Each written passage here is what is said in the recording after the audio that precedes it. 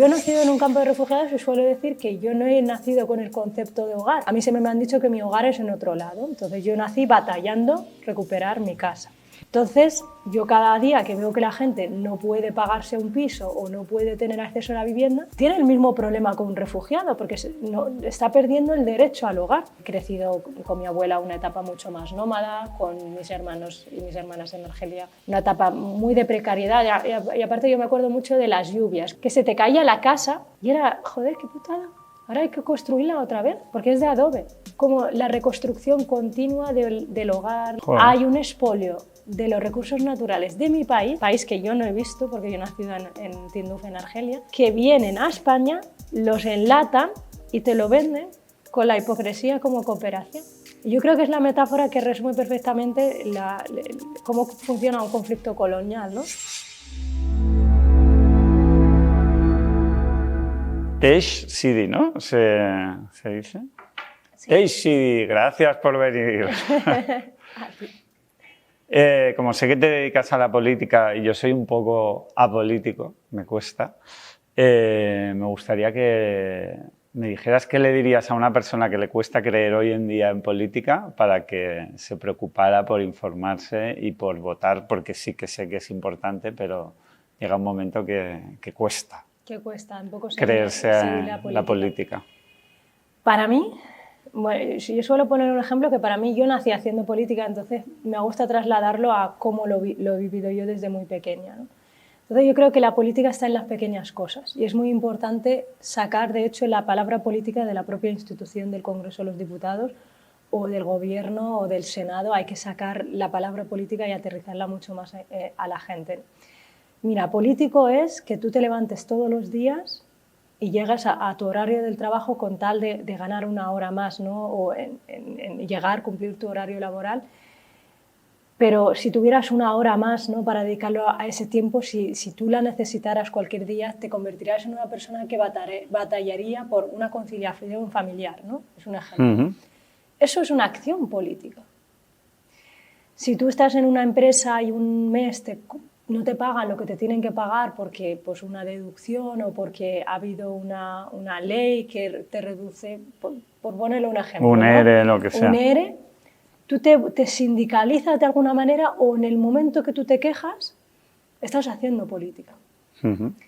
Si tú, por ejemplo, estás en una comunidad de vecinos y, jolín, ves que no pasan a recoger la basura en una semana, el mero hecho de que algo cotidiano te afecte como persona, te convierte en una persona que le afecta un hecho político.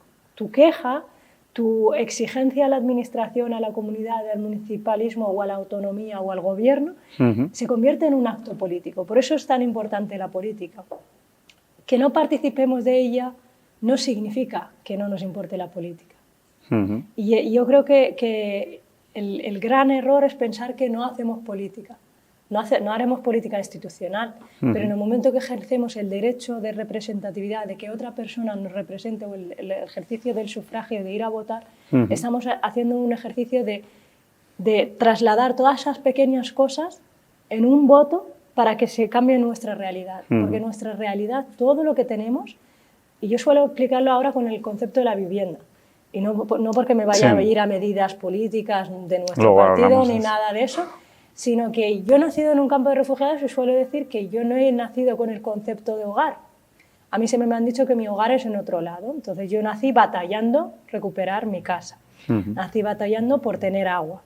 Nací batallando por tener un pasaporte o un DNI. Pero eso le puede pasar a una persona hoy en día que batalla porque el banco le siga expidiendo esa cartilla y le puedan atender en persona, ya sea una persona mayor o una persona.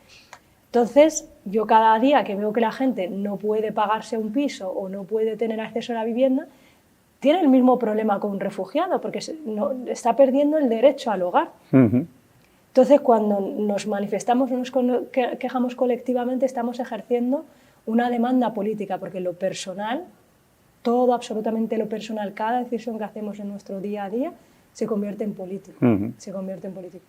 No sé si lo he explicado bien o he intentado... Sí, pero te quería preguntar más por convencer a que una persona se Sí, interese. o imagínate cada uno del partido que sea, da igual, pero igual uno es más de izquierda, otro más de derecha y tal, pero llega un momento en que tampoco cree ni a su propio partido porque a nivel claro, global político parece que ya no podamos creer en ninguno de los partidos en los que igual tú votarías. Pero porque parece que no se cumpla. Entonces, claro, porque ¿qué se puede hacer para que una persona de a pie que sí que votaba o tenía pues el partido que sea, da igual de un lado que de otro, pero que ahora deja de creer porque ya parece que... Claro, hay un problema de que los políticos, que no la política, la política es un ejercicio y es un trabajo de largo tiempo, es una cosa que sus resultados se ven en mucho tiempo. El problema es que vivimos en unos tiempos en los que no enseñamos a gestionar las frustraciones. Y eso lo sabemos muy bien, por ejemplo, los saharauis, que llevamos 50 años esperando una solución, ¿no? El problema es que hacemos promesas en tiempos electorales que requieren, que son posiciones ideológicas, pero no precisamente se pueden traducir en una política pública de carácter inmediato. Entonces nos falta, igual que nos falta mucha educación de economía básica en el instituto, que nos digan que las gallinas que entran por las que salen, pues hay que gestionar, ¿no? la economía familiar. La política es lo mismo, no se explican los tiempos ni legislativos ni cómo funciona. Estoy segura que muchas personas no conocen cuál es el sistema parlamentario en España, ni conoce cómo... Pero no es por su culpa, es porque no se le ha acercado cómo funciona la institución. Entonces, hay un problema de que la política al final es el autobús que te lleva a una parada cerca de donde tú quieres ir, pero es imposible que te lleve a la parada exacta. Y mira, te voy a poner un ejemplo. Hoy se ha conseguido la primera ley de ELA en nuestra historia, ¿no? Igual que en su momento fue la ley de vivienda o en su momento fue el voto. Hay que entender que cada generación de políticos mantiene una antorcha viva o consigue de alguna manera un avance o consigue llegar en esa parada de autobús en una de las estaciones. A mí me gusta mucho lo de la parada del autobús.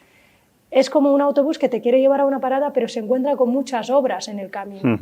Entonces, la política nos lleva a la parada más cercana, pero no tenemos que desistir, porque va a llegar un momento que llegará a esa parada correcta, que es como, por ejemplo, se ha materializado hoy en la ley de ELA, que ha costado tanto tiempo que se materializara.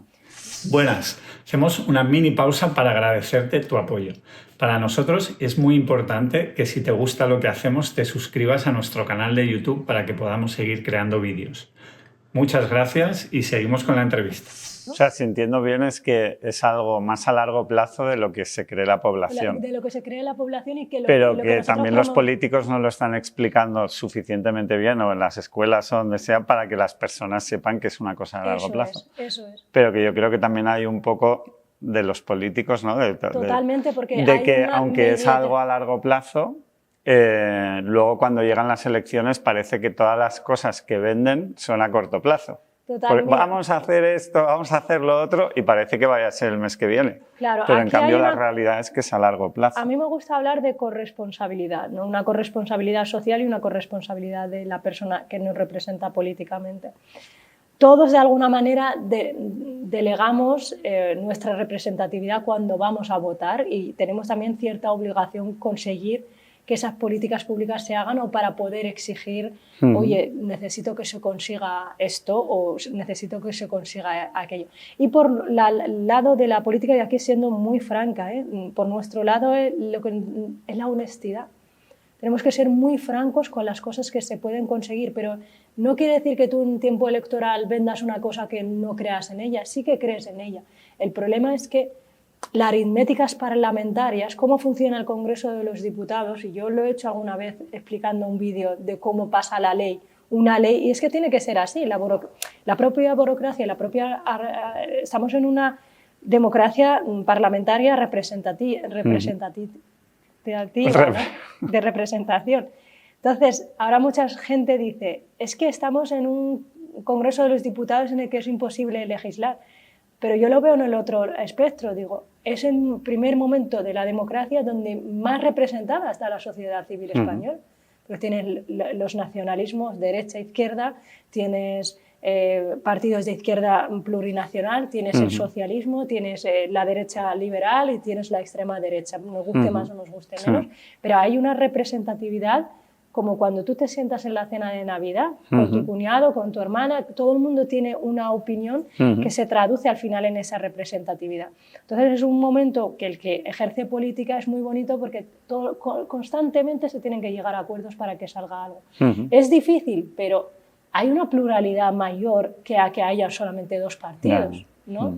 Entonces yo creo que tenemos que hacer memoria. El problema es que estamos en un contexto comunicativo que no permite hacer memoria.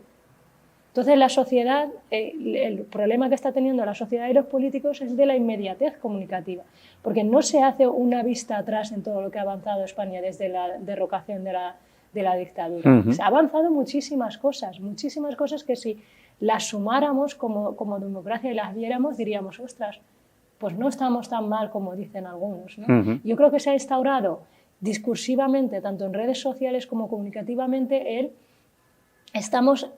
de hecho, lo que cuesta construir ahora mismo, para mí personalmente, a la gente es construirle un futuro imaginable. Es lo que creo que no estamos consiguiendo más allá de las dificultades que las que podemos atravesar. Pero no estamos tan mal, ni estamos mal como cuenta el relato. Entonces, vencer a ese relato de la desafección política, todo gobierno, ya sea derecha, ya sea neoliberal, ya sea socialista, ya sea más de izquierda, cuando entra en el poder durante años se desgasta y eso es un hecho, ¿no? Es el desgaste comunicativo. Sí. Pero yo me gusta recuperar eso de la corresponsabilidad, ¿no? De que todas y todos tenemos que hacer de alguna manera un ejercicio de memoria de todo lo que se ha avanzado. Es que yo llegué a España en 2007 y yo me acuerdo que estaba Mariano Rajoy y Zapatero y decía, esos dos señores, yo no hablaba castellano, pero los veía siempre en la tele, y decía, los dos presidentes de España. Ahora tenemos muchos grupos parlamentarios y muchas más cabezas posibles, o sea, visibles en el espectro, que yo creo que la gente se pueda sentir más representada. El problema es que yo creo que la gente, lo que no hemos conseguido aún es dignificar a la gente, que eso la gente lo note en el bolsillo. Que eso la gente, porque la única manera de construir futuro posible e imaginable es que tú al final tengas una independencia económica y una seguridad, lo que te otorga una seguridad de dignidad económica, de puedo acceder a una vivienda o puedo irme de vacaciones o mis hijos pueden ir a la universidad. Eso para mí es el reto, que hace que haya desafección política, combinado con un modelo comunicativo. Ayer Mauro en Trialgo, que sacó un libro, lo explica muy bien, que es desde el malismo, la burrada que pueda sacar cualquiera copa las portadas. Entonces, claro, si tú todo el verano le has estado contando a la gente que los moros somos el problema, que los negros somos el problema, la gente se vuelve su prioridad a eso y no pagar 1.500 euros de piso en Madrid o en Barcelona, en este caso. Entonces, estamos en un momento de multicrisis alrededor de España, que se traduce en política, nos importamos incluso, como el caso de Venezuela, contextos internacionales a la política doméstica y los seres humanos no estamos preparados para gestionar tantos problemas de manera constante. Nos abruman de problemas y en ningún momento nos dan esperanza de futuro. No sé si me he explicado un poco bien. Desde la filosofía política. No quería tampoco evadir ninguna responsabilidad, de verdad. ¿Qué hace una vicepresidenta segunda, Economía, Comercio y Digitalización, ¿no? Eso es tu cargo en el día a día. En el día a día, bueno... Supongo que es variado, pero bueno. Es variado. Realmente yo... ¿Cuál es tu función? A mí me encanta esa parte porque a mí, por lo que me conoce la gente de la calle, es la saharaui del Congreso. Pero a mí me hace gracia porque... Bueno, sí, estás como... Es marketing. Es marketing, ¿no? Entonces, eso de la tokenización que yo tengo en los medios de comunicación, la saharaui de Sumar o la saharaui del Congreso. O sea, es como... Test City es como un partido propio que es la saharaui de Sumar a veces, ¿no? Suena. Pero efectivamente lo que yo me dedico es más la parte, pues una comisión del Congreso de los Diputados al final la que se encarga es de la supervisión de la parte legislativa. Del día a día, al final, la función pública, el Ministerio de Economía y el Ministerio de Digitalización en España recaen dentro de la misma comisión parlamentaria, es decir, el trabajo del Gobierno y luego el trabajo del Legislativo. En esa comisión parlamentaria pues, se debaten desde leyes, la ley de ciberseguridad que llegará dentro de poco al Congreso de los Diputados. El Gobierno propone una ley, nosotros, los grupos parlamentarios, la estudian y si consideran que la pueden enmendar, es decir, la pueden mejorar, pues hacen un aporte de mejorarla. Luego, como portavoz del grupo parlamentario Sumar en digitalización, lo que hacemos es hablar con la sociedad civil, porque hay muchas iniciativas de la sociedad civil, sobre todo ahora con el auge de inteligencia artificial, en cuanto a derechos digitales, en cuanto al derecho al olvido, el derecho a la educación digital, el derecho, o sea, la fractura, ¿no?, intergeneracional dentro del avance de la digitalización. Entonces, hacemos, digamos, de alguna manera, nexo entre el Gobierno de España con la sociedad civil a través de un grupo parlamentario que sería, en este caso, Sumar. Pero es una comisión, yo estoy en 8 más. Es decir, cada día un día soy experta en vivienda, otro día soy de política exterior. Al final tú te dedicas a más a mejorar propuestas. A mejorar en propuestas la medida que o proponer un proyecto de ley. ¿Qué pasa? Que esto creo que mucha gente no lo sabe, pero toda la parte de digitalización, nosotros estamos en un mercado económico europeo, estamos en un mercado digital europeo, entonces muchas leyes vienen del propio Parlamento Europeo y tú las tienes que transponer o las tienes que aplicar al reglamento de España. Entonces tú estudias un poco dónde se puede aplicar, cuál va a ser, digamos, dentro de los organismos públicos tiene que supervisar esa ley o tiene que hacerle un seguimiento. No sé si me he explicado bien. ¿Y qué propuestas, por ejemplo, no sé si habéis hecho o hay algo que se esté haciendo a nivel de dar vivienda a toda la población en España? Que el otro día leí o vi en algún sitio como que hay 40.000 personas sin techo y también he leído que hay 3,5 millones de pisos vacíos. Vacíos, sí. Entonces, no sé si en esto se está trabajando en algo, hay propuestas y no se aprueban porque cuestan dinero o qué. El problema de la vivienda en España es un problema para mí de concepto.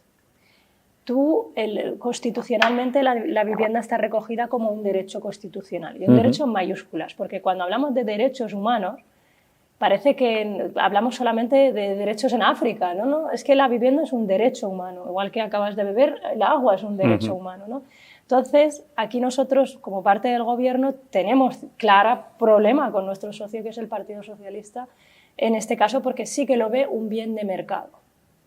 ¿Qué significa cuando tú lo ves un bien de mercado? Porque es que hay un concepto, cuando sale todos los debates en el Congreso de los Diputados, se crea una narrativa que el problema o bien es de ocupación, lo dice la parte de las derechas, o bien te dicen, no, es que tampoco vamos a afectar a los pequeños propietarios, es que los pequeños propietarios tienen 15 pisos, ¿tú crees que eso es un pequeño propietario?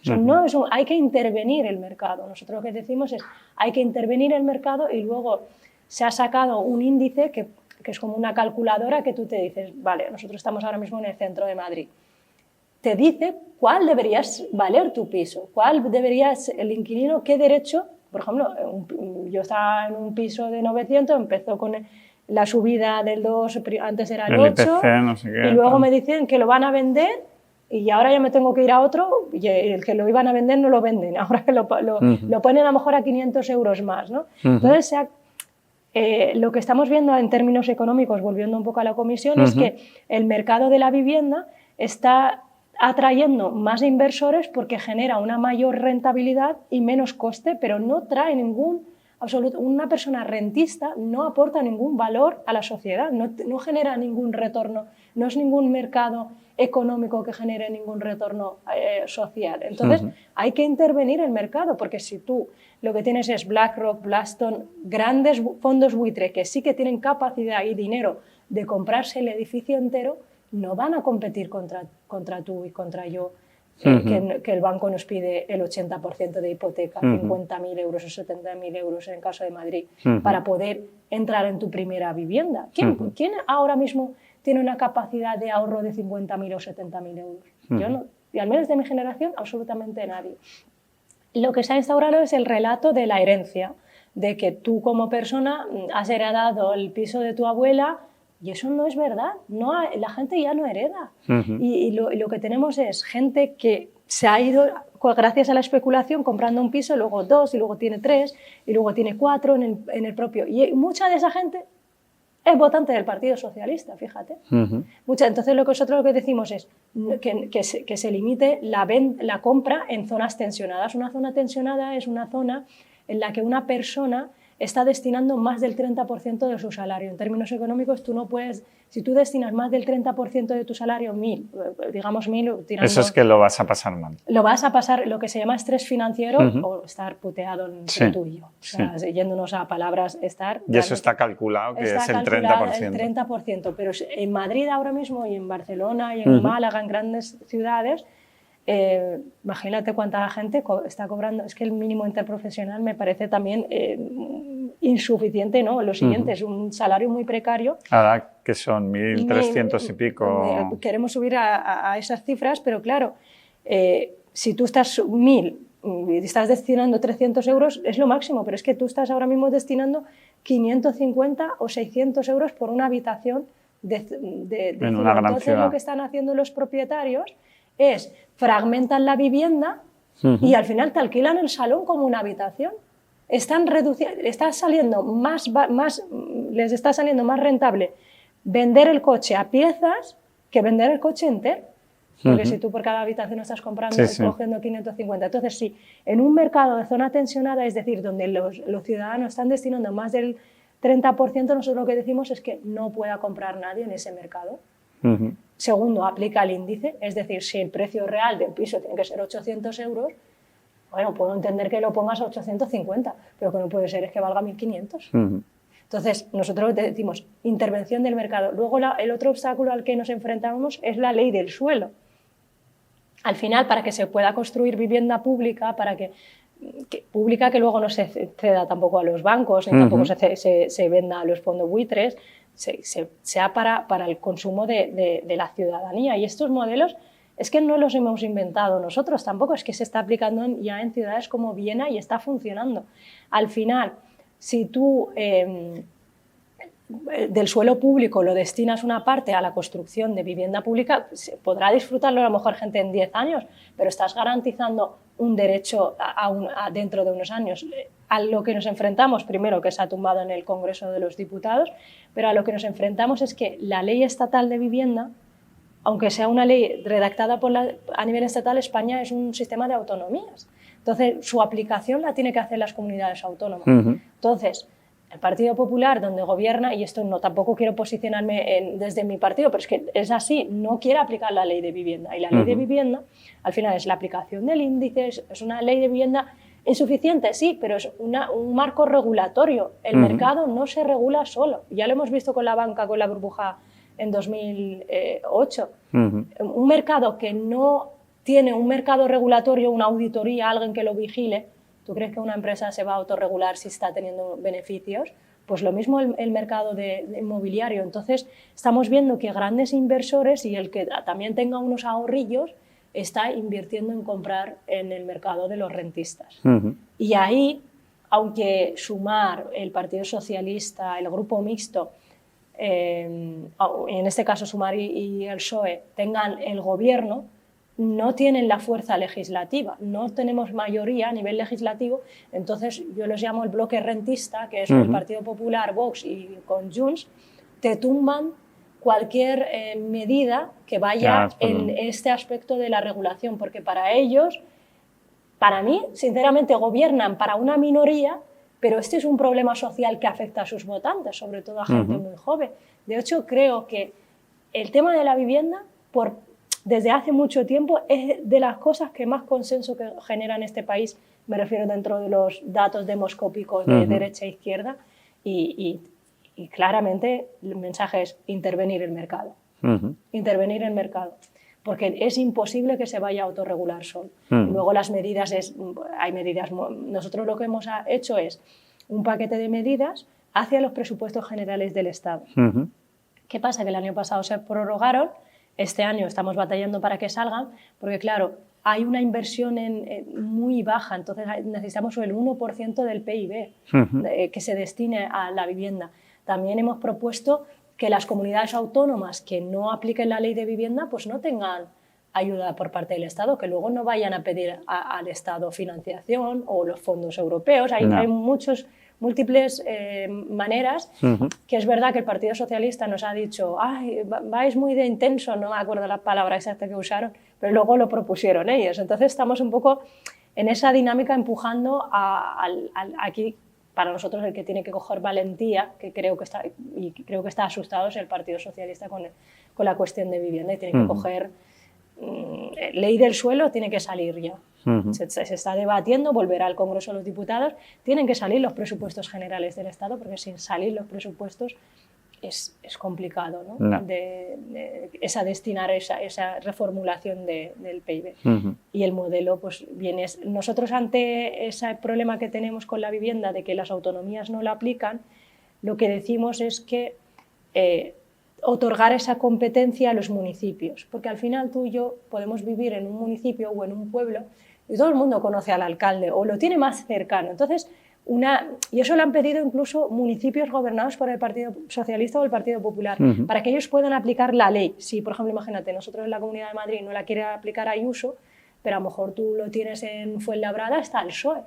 Pues a lo mejor se benefician algunos municipios. No es una solución a la totalidad, pero si varios municipios consiguen aplicar la ley de vivienda y consiguen intervenir en el mercado de vivienda, ya sabes. El otro municipio, aunque esté gobernado por el PP, va a decir, oye, que mira que a estos también les ha funcionado, y Barcelona ha empezado a bajar ahora mismo los precios. Si no me equivoco, han salido esta semana. Naciste en Tinduf, ¿no? Sí. Un campo de refugiados, que el problema de la vivienda era mucho más grande y sigue siendo. ¿Qué recuerdas de...? Estuviste ahí, me parece que naciste, estuviste un tiempo, luego viviste con tu abuela fuera y luego volviste y luego ya viniste a España. Sí. ¿Qué recuerdas de allí? En mi primera vida... No sé si has vuelto, cuándo has vuelto. Sí, totalmente. Voy de hecho todos los años, bueno, ahora 2 años, pero por culpa de las 50.000 elecciones que hemos tenido en este país. Sí, efectivamente yo nací en el 94, pocos años después de la firma del alto al fuego entre el Polisario y Rabat y las Naciones Unidas. Y recuerdo absolutamente todo, porque yo llegué a España ya con 12 años, era una persona bastante adulta, ¿no? Y bueno, efectivamente ahí hay un problema donde la vivienda es hogar y el hogar es anhelo y el anhelo es frustración y es político, ¿no? Lo que te comentaba un poco al principio del todo, y que yo cada día veo más en gente de mi generación aquí en España. Y donde la vivienda es patriotismo también y el hogar es nacionalismo, es un concepto un poco muy complejo. Pues es un sitio, yo diría, se conoce como el más inhóspito del mundo. De hecho, creo que solo crecemos los saharauis, no sé si por malas hierbas o por resiliencia, pero el pueblo saharaui lleva ahí ya 50 años y entonces yo me acuerdo de la situación tan...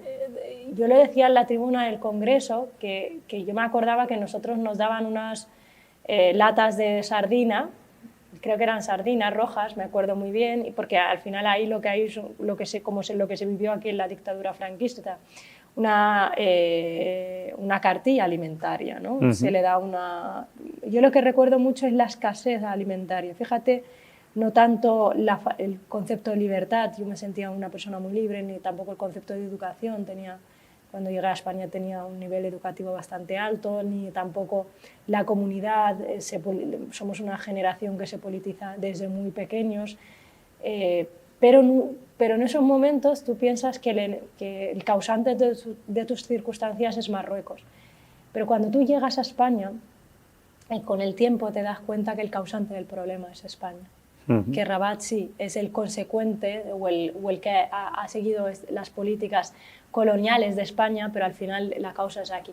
Y volviendo a esas latas de sardina, cuando yo ya vuelvo a España, empiezo a leer, me las encuentro en otro lado, y que venían esas en ayuda humanitaria, porque el 80% de las personas ahí vive de ayuda humanitaria del Fondo de Alimentos Mundial, ayudas de diferentes países. Y cuando llego y aprendo castellano, veo que el origen de las sardinas es del Sáhara Occidental. Es decir, hay un expolio de los recursos naturales de mi país que yo no he visto porque yo he nacido en Tinduf, en Argelia, que vienen a España, los enlatan y te lo venden con la hipocresía como cooperación. Y yo creo que es la metáfora que resume perfectamente cómo funciona un conflicto colonial, ¿no? De la metrópoli y luego lo camuflan con ayuda humanitaria y la infancia ahí yo la recuerdo muy divertida o muy... Yo siempre digo que yo no la romantizo para nada, ni la de ningún gazatí ahora, ni siquiera de una persona que lo está pasando muy mal probablemente aquí en España. La pobreza es una cosa asquerosa, es una cosa muy dura, pero sobre todo si tú naces en ella sin tener... mis vecinos eran igual de pobres que yo. No, las desigualdades no son tan marcadas, ¿no? Entonces yo no era consciente de mis circunstancias. Sí que es verdad que me podían apetecer cosas y no las tenía, pero no me generaba... El problema que ahora tienen los campos de refugiados es la entrada del capitalismo a través de las redes sociales. Porque yo lo veo en mis sobrinos, que entran cosas, mis hermanas quieren cosas, y ¿quién soy yo para decirles que hay algo más importante que sea la comida? ¿O quién soy yo para decirles que sus anhelos o sus deseos capitalistas, igual que los puedo tener yo, son menos importantes, ¿no? Pero yo recuerdo, pues eso, una etapa donde he crecido con mi abuela, una etapa mucho más nómada, con mis hermanos y mis hermanas en Argelia, una etapa muy de precariedad. Y aparte yo me acuerdo mucho de las lluvias, que hace unos días también pasaron otra vez, que se te caía la casa y era, joder, qué putada, ahora hay que construirla otra vez, porque es de adobe. Y otra vez, como la reconstrucción continua del hogar, la reconstrucción continua de... Bueno, no vamos a invertir mucho tiempo porque tampoco vamos a quedarnos mucho tiempo acá. Y a la calle, yo ya tengo 30 años y yo ya veo que han nacido la generación de mis sobrinos, que tengo un montón de sobrinos.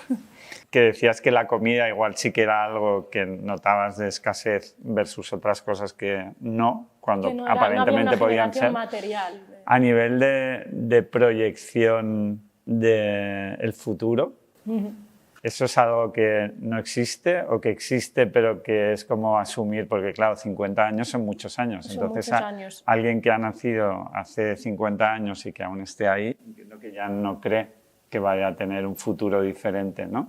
¿Hay como una ambición o un futuro diferente o ya no se cree? Totalmente, no, la tiene absolutamente, de hecho, todo el mundo.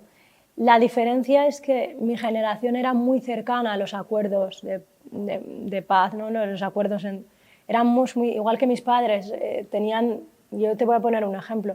Cuando a mí me salió la nacionalidad española, hace un año también, mi padre biológico me dijo, qué bien que ya vas a poder ir a ver nuestra casa al Sáhara Occidental. Y yo vi en esa frase que él había desistido, que él ya piensa que él no va a volver, ¿no? Entonces, claro, su generación era muy cercana a que había un retorno. Mi generación toma ese testigo y tiene esa esperanza. Pero ¿qué pasa con la de mis sobrinos? O en supuesta, si yo tuviera hijos, en la de mis hijos. ¿Cómo les voy a contar que casa es otro sitio, ¿no? Cuando ya son la tercera generación que nace en el exilio, en este caso, o en el doble exilio?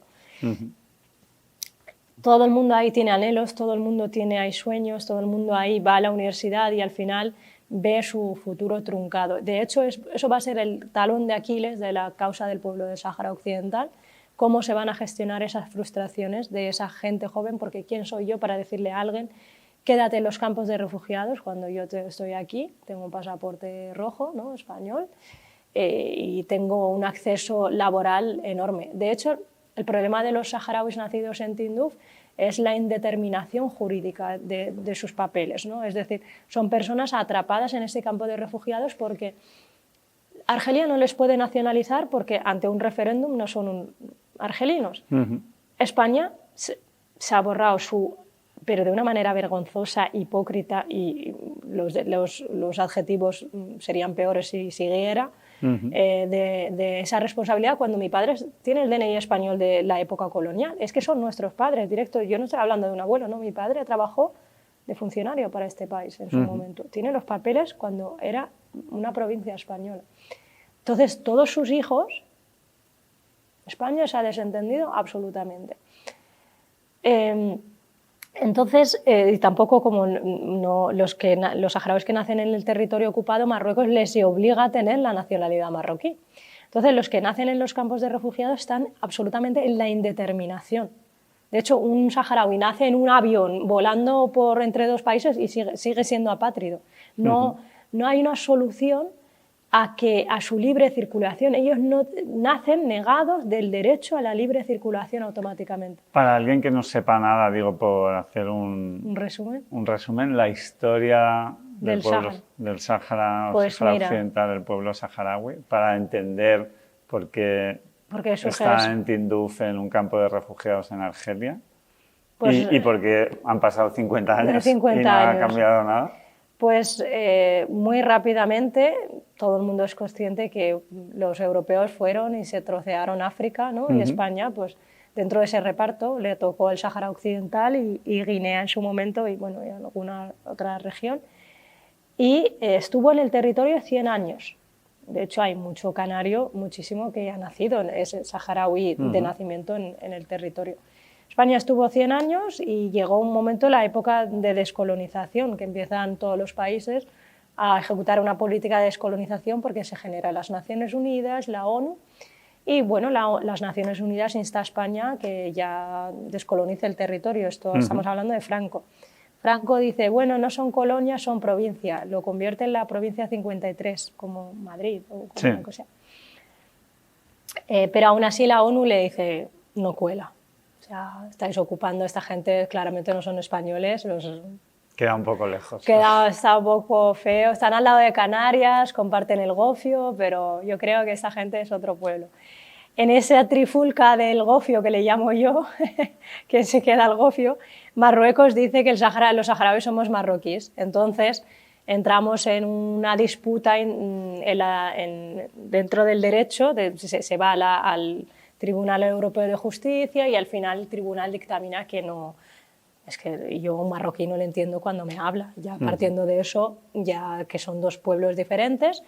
Pero España está en un momento muy débil porque Franco se muere, el Borbón va a Estados Unidos y les dice, eso salió luego en documentos desclasificados por parte de creo que lo sacó Wikileaks, de la CIA, en las que efectivamente Juan Carlos I va a Estados Unidos y le pide una ayuda ante la transición por un miedo a un golpe de Estado, pues, que se instaurará de nuevo la dictadura. Y a cambio de eso cede el Sáhara Occidental. El Sáhara Occidental es el café que te tomas que no te tenías que haber tomado, ¿no? Porque el Sáhara Occidental se encuentra en un contexto de la Guerra Fría, en la que el aliado que tiene es Argelia próximo a la URSS, y Marruecos ha sabido jugar muy bien su papel de irse al bando capitalista, ¿no? Entonces fue ahí y les dijo, oye, que si esto se independiza van a ser socialistas. Y la Rusia os va a meter aquí algunas bases militares, ¿no? La Cuba de África, ¿no? Y bueno, España coge a todo ciudadano español, tenían empresas, tenían toda su vida ahí, tenían familia y se los lleva a todos a Canarias, que se llama Operación Golondrina. Deja a los saharauis ahí a que los maten los marroquíes y Marruecos hace la marcha verde, que es que entran 300.000 civiles, como pasó en Ceuta hace 2 años, entran 10.000, pues en ese caso entraron 300.000. Una invasión civil apoyada obviamente después por una invasión militar.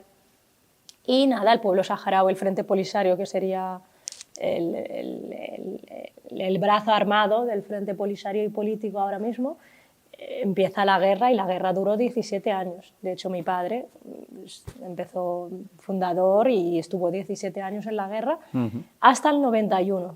Y en España en todo ese tiempo se desentendió. De hecho, una de las desgracias que tiene el pueblo saharaui, es, aparte de estar en medio de una guerra fría, es que España descubre minas de fosfato. Entonces descubre que tiene 3 reservas de las 4 que existen en el mundo, la otra la tiene Marruecos. Entonces 3 reservas, los fosfatos son muy buenos para los fertilizantes, para Brasil, para Australia. Entonces España descubre un mineral con el que consigue sacar una rentabilidad muy grande y a través de infraestructuras que Rabat luego se agencia. España estuvo 20 años después de la salida del territorio beneficiándose de los bancos de fosfatos y posteriormente a través de la Unión Europea el Sáhara Occidental también tiene un banco de pesca muy grande, ¿no?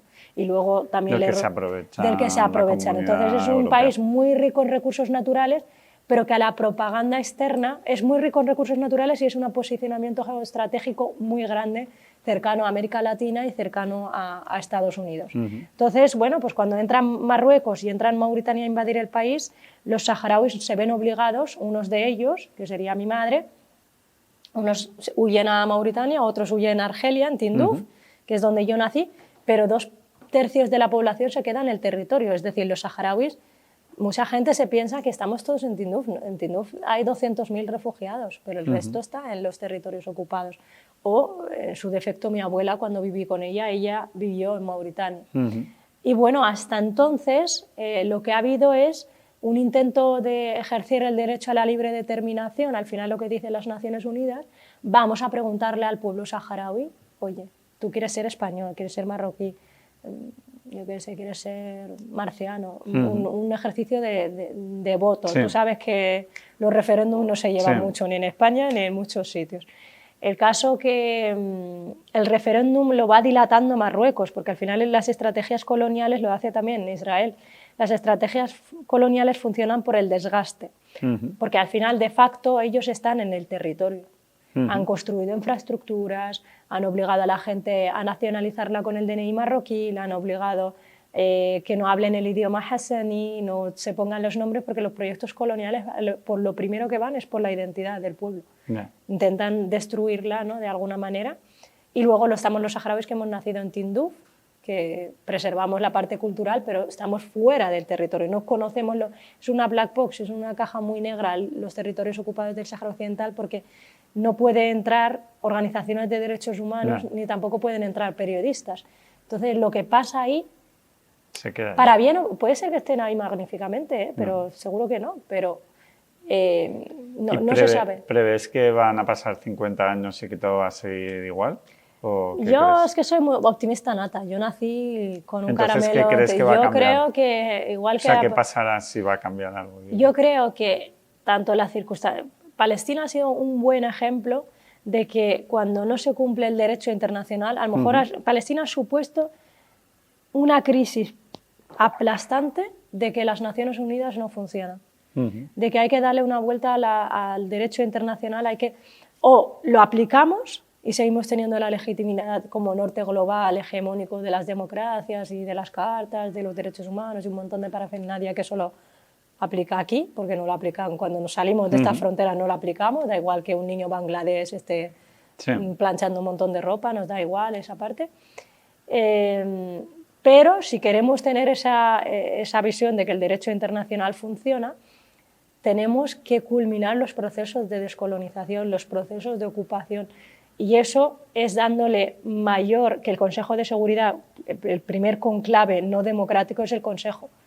O sea, no puede ser que 5 matones de la época de la Segunda Guerra decidan tu destino, mi destino y el destino de todo el mundo. Es que ni España está ahí. Es que ni España está ahí, ¿no? Entonces hay que darle una vuelta a esa estructura democrática. Luego hay una creciente...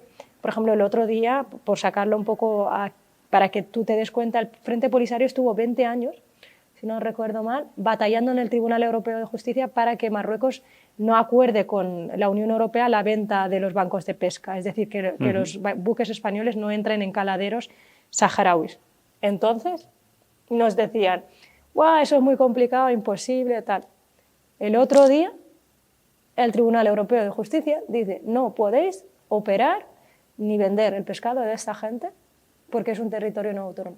Eso lo que otorga es el ejercicio de que tú, antes de robarme, por lo menos me preguntes, que eso es lo que no hace Marruecos, ¿no? Entonces esa sentencia es histórica porque puede aplicar también en territorios de Cisjordania y Gaza, porque al final en asentamientos ilegales el pueblo indígena tiene derechos sobre el territorio. Es que identidad y territorio están muy ligados y yo creo que aquí en España no lo pensamos así porque cada vez tenemos menos gente piensa en el sector agrario, pero si tú vas a Colombia o vas a América Latina, y la tierra es para quien la cultiva, ¿no? Y hay una identidad muy arraigada a la soberanía del territorio, ¿no? Entonces yo soy una optimista nata de que Nos tocarán ir a muchos pleitos, nos tocará, y el Frente Polisario tendrá que hablar, que ellos hablarán por ellos mismos, pero tendrán que mejorar muchas cosas en su política exterior, en su política comunicativa. Estamos totalmente desdibujados dentro de los conflictos mundiales. Efectivamente, el pueblo saharaui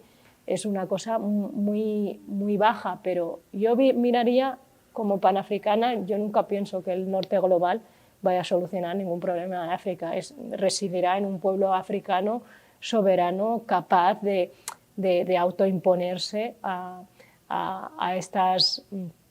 las tutelas del norte. Entonces, yo como TEF pienso en una África soberana, en una África capaz de plantar cara y está empezando, nos guste menos o nos guste más, porque en Burkina Faso hay conflictos muy caldentes ahora, entra también el yihadismo que ha entrado en esas zonas, pero se ha esperado mucho tiempo a que el norte global asumiera responsabilidad y no lo va a hacer, no lo va a hacer. Entonces, la vía de los recursos naturales es una vía muy inteligente, porque si tú vas contra las empresas, si tú vas contra quien invierte, Marruecos ni Israel ocupan Palestina, ni Marruecos ocupa el Sahara por un sentimiento nacionalista, lo hacen meramente por económico. Entonces eso no hay que perderlo de vista, hay que ir por las empresas que invierten ahí.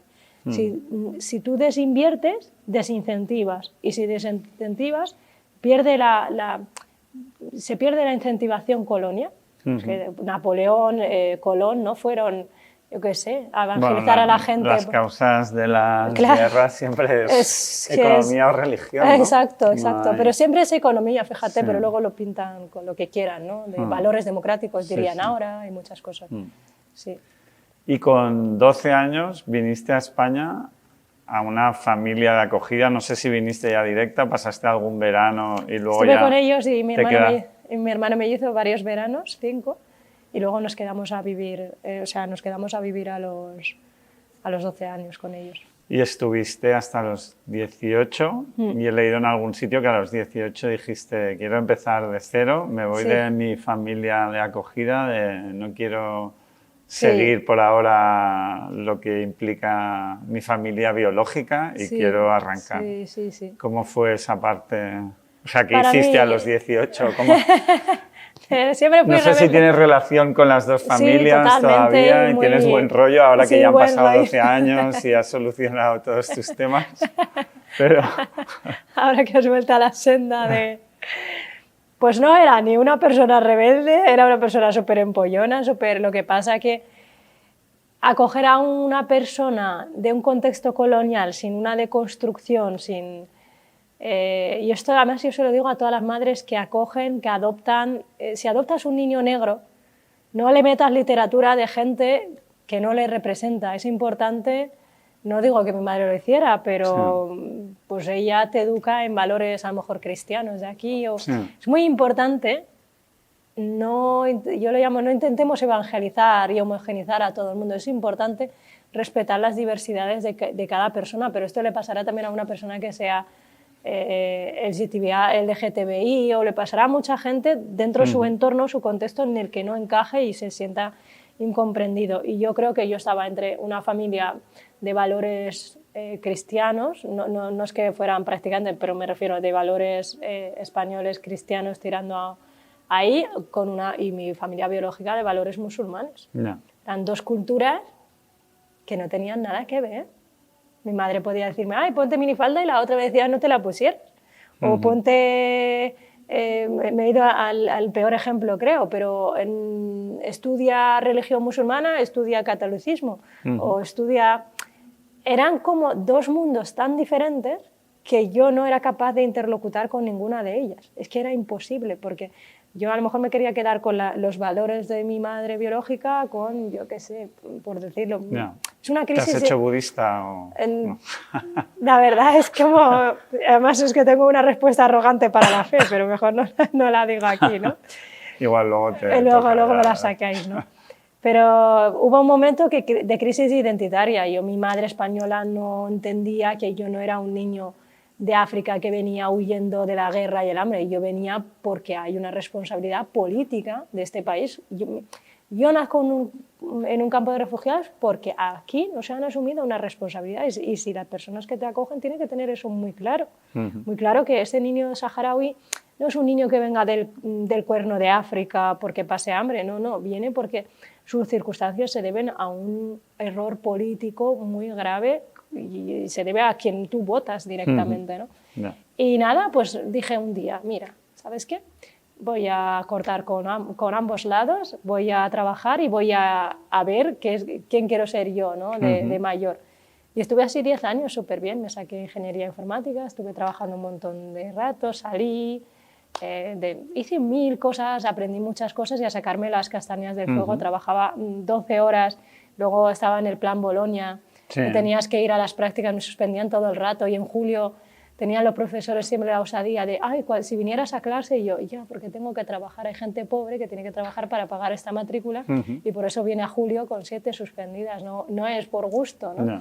Y esa para mí era una batalla constante, ¿no? De los modelos educativos, cómo cambian, hasta el cambio de un modelo educativo, si no se tiene en cuenta el componente de clase, a lo mejor estás jodiendo a mucha gente. Y a mí me pasaba porque era la época de los recortes de Rajoy, que todo el mundo se iba le llamaban el Erasmus de ir a trabajar a Inglaterra, y pasaban, pero yo a dónde me podía ir, yo no tenía papeles comunitarios.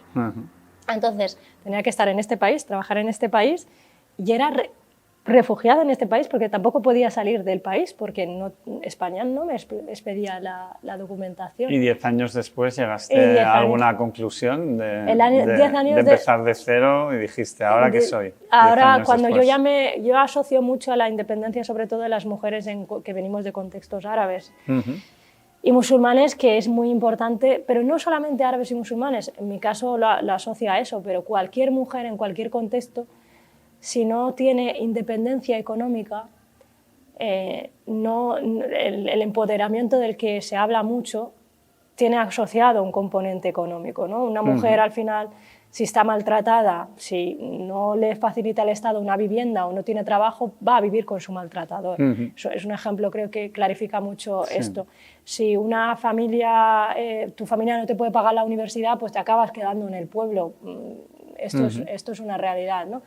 Entonces, a mí, con mucho sacrificio y mucho esfuerzo, a mí me salió bien, pero una persona en mis mismas circunstancias podría haber hecho el mismo camino y no le hubiera salido. Entonces, no es cuestión ni de meritocracia, es cuestión de que hay situaciones de vulnerabilidad que las instituciones no se hacen cargo y son situaciones, yo creo que muy, muy, muy ajenas a esto. Y he aprendido mucho en esos 10 años. Concordia intergeneracional. Yo a mi madre no voy y le impongo mi feminismo, yo hablo con ella, se lo intento explicar, ella me dice cosas y yo, vale, porque no ejerzo con ella una superioridad moral de, estamos aquí en el feminismo occidental y sé yo más que tú, no. De hecho, lo chulo es que mi madre conmigo va ahora a la playa y ella con sus tradiciones y yo con las mías, me refiero a la biológica. Mi madre española cada vez está un poco derechizándose, no me gusta, pero la estoy intentando izquierdar otra vez. Pero bueno, ahora lo que he entablado es una conversación a ambos lados en los que yo sé mis límites y sé los pasos que yo no quiero dar hacia atrás. Y yo creo que tiene un gran componente la independencia económica, la independencia ideológica, porque a mí siempre de pequeña me decían, es que siempre tienes que tener la última palabra, tal, no sé qué.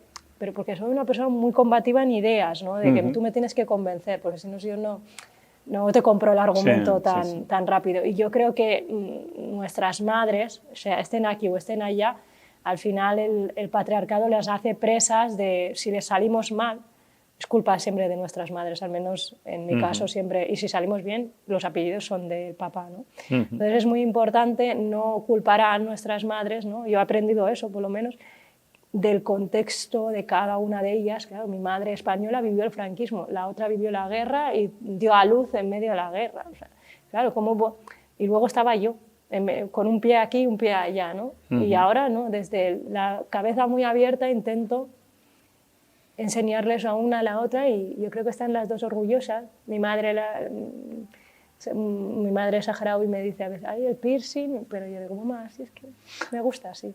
y mi otra madre me dice otras cosas. Es que estás muy de izquierdas, y yo, sí, es que soy de izquierdas. Entonces es como intentar un poco entre ambas visiones, no ceder, pero sí comprender. Y en un momento te pusiste, no sé si fue al cabo de estos 10 años, como presidenta aquí como en favor del pueblo saharaui, ¿no? O no sé cómo se llama. Sí, la Asociación Saharaui. Bueno, yo ya cuando terminé la carrera, yo estudié Ingeniería Informática, quería ser médico en su tiempo, luego quise ser abogada, quise ser muchas cosas y acabé haciendo Ingeniería Informática. Cuando terminé la carrera me vine a Madrid y ya tenía lo que comentaba antes, ¿no? Los derechos materiales, que serían, yo no estaba preocupada a lo mejor por llegar a fin de mes, no estaba preocupada por encontrar trabajo, ¿no? Cuando ya estaba cubierto las necesidades materiales, pues dije, venga, va, pues vamos a intentar retornar un poco al pueblo saharaui, en su defecto a los derechos humanos, pero porque sobre todo en 10 años yo había tenido un desarraigo identitario muy importante, muy importante. ¿Por qué? Porque no es que el pueblo saharaui me importara poco, pero es que yo me importaba llegar a fin de mes en España. Es que la época de Rajoy se olvida a la gente, pero es que hubo muchos recortes. Intentaba sacarme la nacionalidad, o sea, tenía problemas más grandes que preocuparme por el pueblo saharaui en su momento. Entonces, cuando ya tenía esas necesidades materiales cubiertas, pues empecé el activismo, pero desde un enfoque más feminista, ¿no? Más de, sí, la liberación del pueblo saharaui llegará, pero vamos a ir avanzando en derechos feministas, porque yo no quiero un Sahara libre que luego se convierta en una dictadura militar, o no quiero un Sahara libre donde luego tengamos que ver si votamos o no las mujeres. O sea, vamos a ir avanzando, ocupando espacios de colectivos porque yo veía que estaba la lucha del pueblo saharaui muy atomizada en movimientos de solidaridad, un concepto desde la cooperación. Y yo intenté darle la politización. No, perdona. O sea, esto no es una cuestión humanitaria ni de cooperación, es una cuestión política. Entonces intenté moverlo a la cuestión política y eso es lo que un poco me llevó a acabar en la política institucional. Nosotros somos una generación ya muy preparada, que ha crecido en España, que se conoce este sistema y estamos tan ajenos al sistema político español, porque claro, si tú no puedes ejercer el derecho al sufragio, no puedes votar, cualquier persona migrante está completamente excluida de la política en España, porque si tú no puedes votar a quien te representa, hace que tú no te interese. Que entiendo que no podías votar hasta que has tenido el DNI. Sí, de hecho, la primera vez... ¿Y cuál es tu aventura del DNI? Porque sé que hasta la primera vez que voté, años... me voté a mí misma, de hecho, en agosto. Sí, es muy loco, pero es muy guay. Me fui a votar la primera vez. Me lo he ganado, ¿no? Me lo he ganado, me voté a mí misma en la lista. Es muy gracioso ese momento, pero fue así. ¿Cuántos años has estado hasta que te has podido sacar el DNI? 24 años. Desde que... ¿Y cuándo empezaste a intentarlo de pues, verdad? ¿Y cuánto tardaste? Desde que llegué, lo que te comentaba antes, nosotros nacemos en un limbo legal, que es Argelia nos da un título de viaje, que no es un pasaporte, nosotros no somos ciudadanos argelinos. La RAS, la República Saharaui, nos da las actas de nacimiento, es decir, tú has nacido aquí, tal, son documentos necesarios para cualquier ciudadano en cualquier país documentarse o regular su situación. ¿Qué pasa? Tú llevas todos esos papeles a la administración española y cuando ven que eres saharaui se ponen muy nerviosos con la carpeta, como que la dejan ahí al lado. Llámame mañana, ¿no? Sí, es como, le tengo que consultar, lo reconocemos, no lo reconocemos, y yo... Es que eso no lo ha resuelto la ONU, tú tampoco lo vas a resolver ahora, o sea, es como... pero para ellos es como, a mí me parece como muy loco, porque para ellos es como una cuestión, no se da dentro del ordenamiento... Cuando la gente oposita a los sistemas de extranjería o a la Policía Nacional, la cuestión de los saharauis no se le da tanta importancia cuando es algo muy cercano a ti. Entonces, mi padre es español, pero... no me podía reagrupar, ¿no? en los papeles. Cuando tú eres español y tus hijos no son españoles, hay una cosa que se llama reagrupar, es decir, tienen derecho, lo heredan de ti, la hispanidad, ¿no? La españolidad o lo que sea. Pero a nosotros no nos aplica, porque cuando yo llevaba la partida de nacimiento del Sáhara, la administración española decía que no reconocía el Sáhara. Yo pero ¿qué? ¿Y tus padres de acogida, digamos, porque estabas con ellos, tampoco podían hacer nada? No, porque nosotros no entramos en un régimen de adopción. Ya. Nosotros tenemos nuestros padres y simplemente Es como estamos en una acogida. acogida, Como sí, cuando sí, envías sí. tu hijo a Estados Unidos a Sí, estudiar, sí. pues no lo van a adoptar los americanos, No. ¿no? Entonces, entras en un ciclo de que la administración española no te reconoce y tú le dices, no me reconoces porque tú te fuiste de mi país y me dejaste sin país. Y tú, pero si mi padre es español y lo documentaste tú, entonces entras en un ciclo diálogo de besugos. hasta que mi generación, gente de mi edad, bueno, unos 5 años mayores, terminaron la carrera, abogados saharauis, y lo elevaron a la Audiencia Nacional con el Marlaska que hay ahora, o sea, Sí, con Marlaska. sí, sí. Y se dictaminó que efectivamente nosotros estamos ante una vulnerabilidad frente a la administración española. Nosotros no tenemos ninguna otra autoridad que nos pueda expedir ningún otro documento que no sea el Polisario o la RES. O sea, nosotros somos refugiados, somos apátridos, ¿no? Entonces se nos reconoce por primera vez el estatuto de apátrida. Los saharauis tienen derecho al estatuto de apátrida, pero una vez entren aquí, pero ¿cómo sales del campo de refugiados? Aquí en España lo puedes pedir y se te concede a los 2 años, pero ¿cómo sales de ahí, no? Yo me quedé ilegal 3 años. Yo vine con el programa Vacaciones en Paz y a los 12 años me quedé aquí ilegal, 3 años. Y a mí me daba pánico salir a la calle. Me daba pánico la policía, me daba pánico que me pasara algo, me daba pánico... Y era menor, o sea, era pequeñita, me daba pánico ponerme enferma. Porque yo decía, imagínate te pones enferma, que no te va a atender la sanidad. Y porque mis padres españoles tenían influencia económica, digamos, de poderme apuntar a un colegio privado, pero claro, imagínate el que no. Y yo vivía con el temor. De hecho, cuando yo llego a la universidad, siempre lo digo de broma, que el tesoro mejor guardado del piso de estudiantes, que éramos 8 ahí en la Universidad de Alacant, era mi NIE. Yo no salía con el NIE para no perderlo, porque perderlo era ya un drama de vete a saber cómo me lo voy a volver a sacar, ¿no? Entonces entramos en un sucedáneo de papeles, el NIE es español, las partidas de nacimiento son saharauis, el pasaporte que no te da la nacionalidad es argelino. Entonces ese sucedáneo de papeles, cuando tú lo llevas a la administración, de colapso, hacen así, pum. O sea, no hay ni las casillas que poner. No hay mezcla de marcianos. Yo creo que antes está la casilla marciano que la de Saharaui. Pero bueno, batallando eso, y cuando me salió la nacionalidad hace un año, voy al registro civil. No sé, sabes que cuando nace un bebé en España lo llevas al registro civil, que es el bautizo administrativo. Pues a ti, cuando te nacionalizan, también te hacen un bautizo, que es que te cambian todos los apellidos, por eso me llamo ahora Teslem Andalaubi, y luego te obligan a jurar la bandera, la Constitución, el rey, todas las cosas, claro, como buen español. Y no, a mí no me han obligado. Pero claro, a vosotros no, pero tú te callas, tú claro dices, mira, dame los papeles que me quiero ir de aquí, ya que he tenido bastante, ¿no? Pero es que de la administración se le ocurre ese día que no me quiere inscribir, que sí que soy ciudadana de derecho español, porque el Ministerio de Justicia, de hecho, mi expediente y el de mi hermano mellizo, estuvo 4 años en el Ministerio de Justicia, pasó por el CNI, el mío y el de cualquier persona, pero en su momento tardaba mucho. 4 años, el CNI, revisan al final todo, es un proceso muy, muy largo el de la nacionalidad, no se concede tan rápido. Y cuando ya el Ministerio de Justicia me otorga la nacionalidad, la administrativa de turno que quiere resolver el conflicto, era cuando pasó todo lo de Gali, la entrada de Gali, la entrada de Ceuta, pues decidió que se iba a posicionar con el gobierno en ese momento y no nos iba a inscribir. Yo, mira, señora, llevamos 24 años. 24 años para este día. O sea, mi madre española estaba fuera esperando, yo creo, para hacer una foto como el que le otorgan el título de la universidad. Que no. Y mira, yo ese día, de hecho, de ahí una de las partes de mi activismo de la que me hago yo más conocida es por eso. Entonces yo le dije, mira, te has topado con el inmigrante equivocado. Luego te has topado con el que tiene recursos económicos y va a ir por vosotros económicamente y voy a ir por vosotros a nivel también mediático. Y nada, estuvimos 6 meses, que ella me decía incluso que yo le había generado una depresión, digo, depresión la que me ha generado tú a mí, que no me quieres inscribir cuando... Y nada, al final el defensor del pueblo del Ministerio de Justicia les llamó al COI y les dijo, ¿qué estáis haciendo? Si el trabajo lo hace ya justicia. Cuando tú vas al registro, tú vas con la documentación y ella no le gustaba que éramos saharauis, que decía que no quería poner Sáhara Occidental.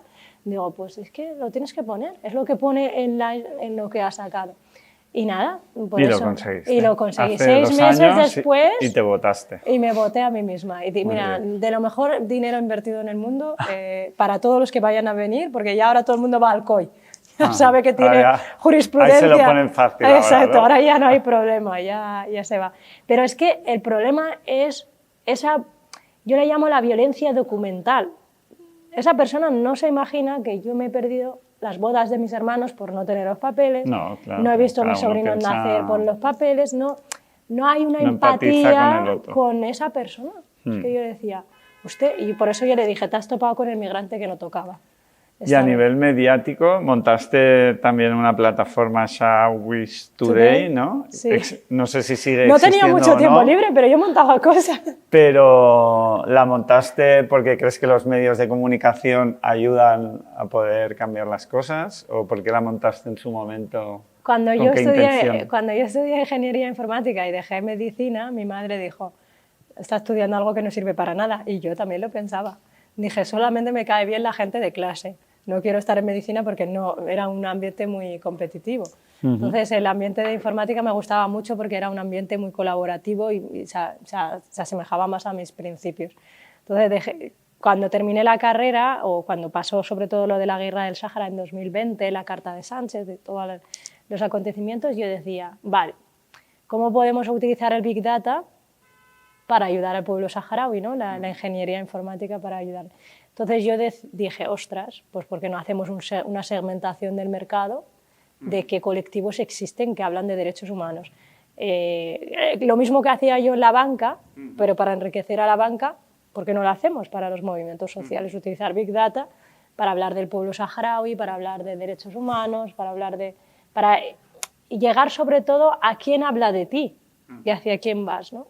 Entonces monté Saharaui Today, que es una plataforma basada únicamente en datos, ¿no? En cómo, y además era como mi pasión, ¿no?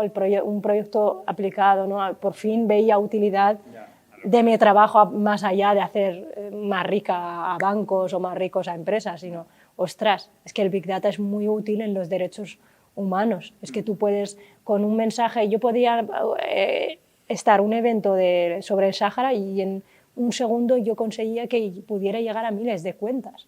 O si alguien hablara de recursos naturales, generaba un bot, que luego se me volvió facho el bot, luego te cuento por qué se volvió facho, para que conteste con datos realmente si no, realmente en el Sáhara Occidental se expolia el 80% de pulpo que llega a España. O sea, aprendía, ¿no? Y tenía una capacidad de respuesta en un mercado digital muy amplia, ¿no? Y esto yo sé que puede parecer que da miedo, pero no, esto es lo que hace el mercado de las empresas. Pero ¿y si lo utilizamos para los derechos humanos? Para que sepan de nuestra existencia.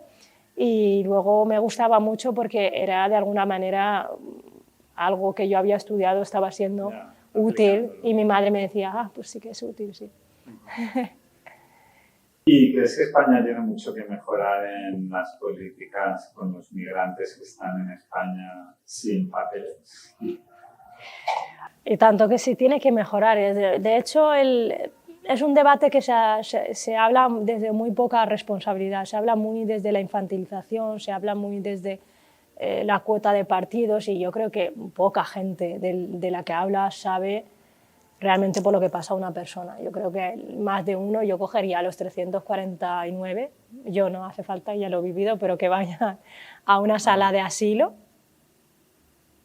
y hagan ese ejercicio y lo vean, o vayan a la Isla del Hierro, vayan a las Canarias y vean de verdad, porque se habla como de migración, como si una persona, y yo siempre lo digo, me da además mucha rabia cuando me llaman para hablar de cosas de migrantes, siempre lo digo que yo soy, o sea, lo mío es otra cosa, pero lo que yo puedo tener con cualquier otra persona de clase obrera es la cuestión de clase. Y entonces hay una segmentación ahora mismo de feminismo, y se olvida mucho que el hilo conductor entre todos los movimientos sociales es al final la precariedad o tu vida, tus condiciones materiales, y se agravan más si no tienes papel, está claro. Pero España, yo creo que el problema que tiene es que hereda mucho y se justifica mucho en las políticas europeas. Pero tenemos que pensar quién gobierna en Europa, porque los que gobiernan en Europa son los liberales del PP, O sea, sí, con coalición con los socialistas, pero se adoptan políticas muy de derechas en cuestiones migratorias. Y luego es una política muy de chequera, muy de cogen el talonario y van a una dictadura allá en África y este año nuestro mejor amigo es Marruecos, este año nuestro mejor amigo es... Y lo llaman luego país serio, que a mí es que me encanta esa definición de país serio. Es serio hasta que no le hables de lo suyo, ¿no? Entonces, esa política de chequera yo creo que no es una política buena, me gustaría ver en unos años cuál es la estrategia real de España hacia la cuestión migratoria, porque al final todos los levantamientos y la inestabilidad de África van a repercutir de alguna manera en España. Y entonces las políticas que tiene que promover dentro del seno de la Unión Europea no puede ser un agente pasivo que reciba reglamento de arriba, sino tiene que ser el prototipo proactivo que se fije en eso. Y luego tenemos que dejar de ser hipócritas. Si España puede acoger, España puede dar mejores condiciones humanitarias y tal, pero yo creo que ahí el Partido Socialista se asusta de alguna manera hacia ver que... Porque al final las derechas nos han movido argumentariamente, porque el PSOE también te habla de economía circular, y economía circular son señoras como mi madre que limpian en la casa de gente del PP. Sí, es al final gente que sí que ellos hablan de su aporte económico, pero en ningún momento quieren otorgarle derechos, porque si tú le otorgas derechos a un migrante, luego te parece una TES en el Congreso, que ya puede votar, que encima la pueden votar. Y encima yo cada día soy más conspiranoica, que el miedo va un poco por ahí, ¿no? Porque los derechos de ciudadanía, cuando tú los otorgas, tú y yo ya somos iguales, tenemos el mismo DNI, ¿no? ¿Qué quieres ser de mayor? Ay, qué buena pregunta. Pues mira, a mí me gustaría de mayor, fíjate, tirar a ser profesora o algo. Me gusta la educación. O sea, no profesora en un instituto, a lo mejor de una educación más tal, pero me imagino de mayor bastante alejada, bastante del ajetreo, sino en un espacio donde pueda enseñar y que me enseñe la gente. Desde como un ámbito educativo más universitario, de círculos no sé cómo será la educación cuando yo sea mayor, ¿no? Ya soy mayor, pero cuando dentro de 50 años no sé cómo va a ser universidades o si van a ser espacios más de conocimiento, pero me gustaría mucho compartir conocimiento y seguir. Creo que la manera de no envejecer es continuamente dedicarse a la enseñanza. ¿Qué es para ti la felicidad?